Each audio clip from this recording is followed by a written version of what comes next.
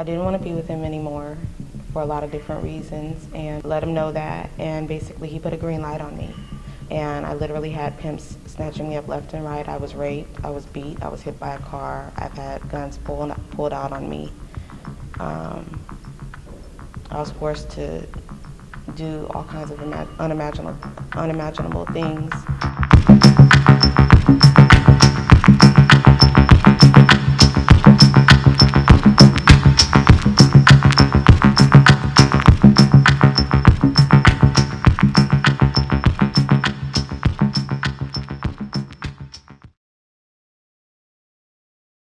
It makes me sick to my stomach. I mean, I can't imagine someone at that age, particularly if you know that they've been out in the streets since their early teenage days, having a granddaughter that particular age or close to it, just, I can't comprehend that.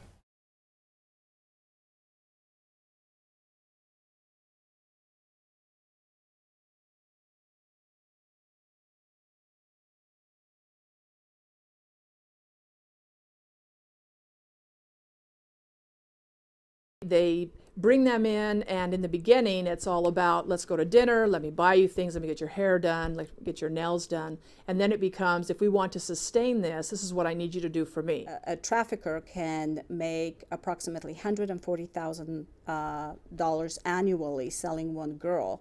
And most traffickers have multiple girls in their stable, anywhere between 5 to 10 or even more.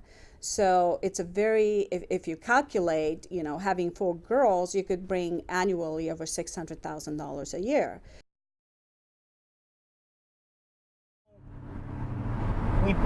They're probably out here. We don't see them like every single night when we come out here.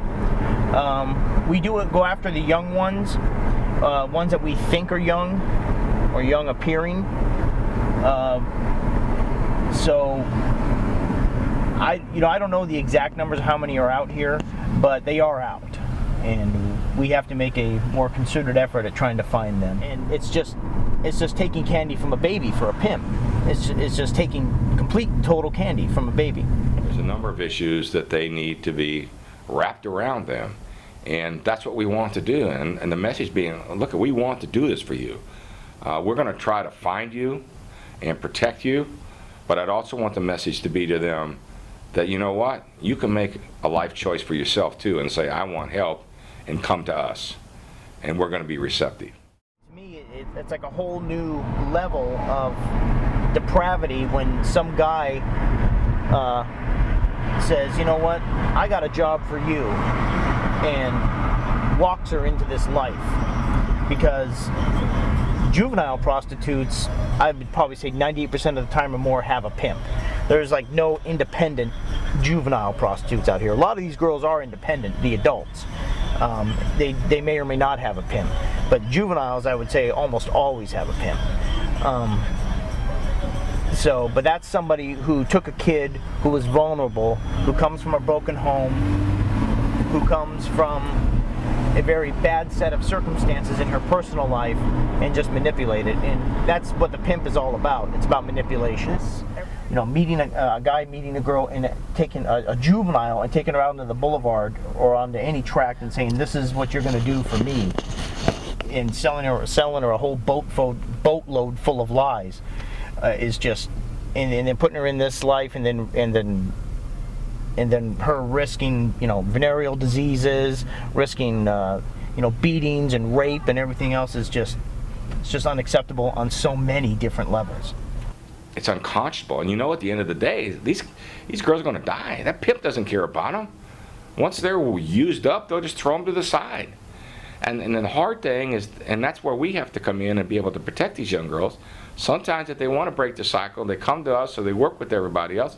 Some of their others, sisters, turn them in to their pimp, and then their life becomes endangered.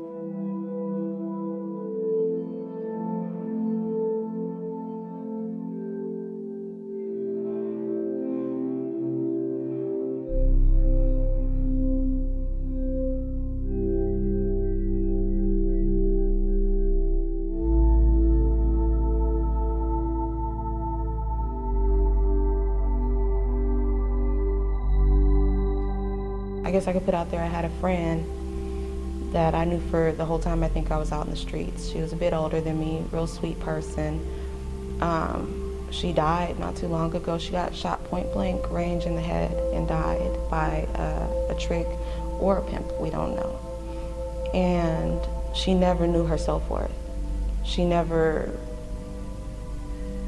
always thought that she was gonna be just what she was, and she could have been so much more, and she allowed these pimps to do that to her. And I just want these young girls or people in general to know that there's always a way out, and